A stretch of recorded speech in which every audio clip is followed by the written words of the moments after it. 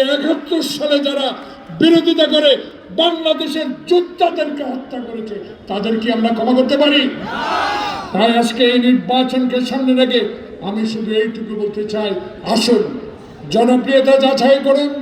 এইসব পিআর, এইসব গণভোটের বিরোধিতা করেছেন, এখন বিরোধী দলের উপনেতা চান, এই চান সেই চান। আসলে নির্বাচনে আপনারা আসবেন এটা ঠিকই, কিন্তু একটা হ্রাস করতে চান, ক্রাস করতে চান।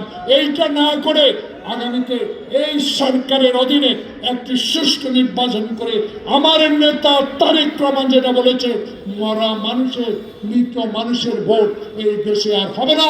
10টা হুন্ডা 20টা গুন্ডার ভোট এই দেশে আর হবে না।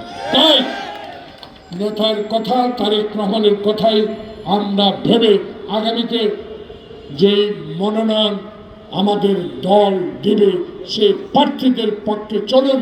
গ্রামে গঞ্জে গিয়ে মুক্তিযুদ্ধের কথা বলি, কত কষ্ট করেছি সেটা বলি, পদ্মা নদীর কথা বলি, তিস্তার কথা বলি, ফেলানির কথা বলি, সব কিছু বলে মানুষকে বুঝিয়ে ধানের শীষের পক্ষে ভোট আনতে হবে। আল্লাহ হাফেজ।